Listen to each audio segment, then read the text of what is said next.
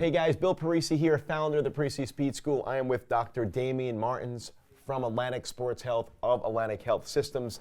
Today we're going to talk about a hot topic, been a hot topic for a long, long time, ACL.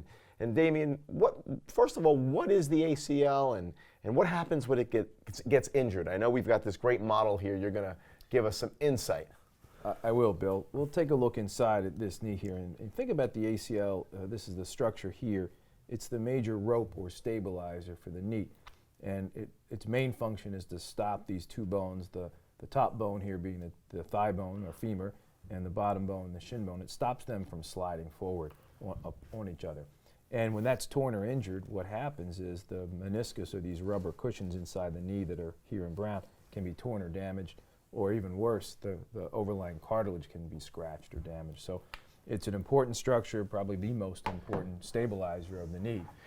Now, the ACL typically tears when a femur goes one way and the tibia goes the other way, right? You get Correct. this twisting motion of the knee. It can be, and I think what a lot of people forget is that the vast majority of ACL injuries are non-contact injuries. 75% or so are probably not from direct contact or blow, but from deceleration, jumping, pivoting type problems. And so it is very important to remember that the knee twisting motion can cause a lot of damage to the ligaments. No, absolutely.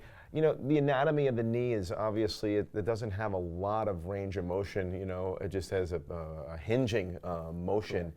And when you think about such a devastating injury, can really be challenging to an athlete, you know, emotionally, physically. There's a lot of things that go on there. It is, and I think many times when the parent and the athlete come into the office, they're focused on the acute problem, whether or not there's a meniscal tear or cartilage damage. But what they tend to forget is the amount of time it takes to rehab these injuries. So they can be quite devastating from the standpoint of missing a year of sports, missing time out of school, missing work. But more importantly, down the road, 10, 15 years down the road, the damage to the cartilage and the arthritis that can develop. So they can be significant on the musculoskeletal standpoint, but also emotionally. And we found a lot of athletes really struggle after a traumatic injury like this to return to play. Sometimes we'll have an athlete that's torn 2 or 3 times. Wow. And that can be very difficult for them to get over the hump. And we have the advantage at Atlantic Sports Health of having a great sports psychologist. And so what we do is make sure those kids get in there early and work with return to play with those people, so they're feeling comfortable and ready to go when it's time. That's so important. I mean, when you really think about the psychological aspect of return to play or being out, not able to walk for a number of months and not able to function normally and go out and play with your teammates. So the sports psychology.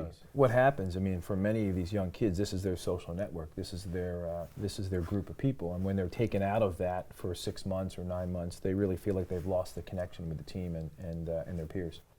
I mean, Atlantic Health sits on the cutting edge of being involved in a kid's career in terms of providing sports psychology and being able to give them those other resources that are so important that sometimes we neglect. Yeah, absolutely, Bill. We've taken a very different approach in terms of managing these injuries. It's not just the orthopedic injury, but it's really taking care of the entire athlete, from the sports nutrition to the psychology to the rehabilitation. Yeah, that's great. Thanks so much for your insight. This was very helpful. Appreciate it.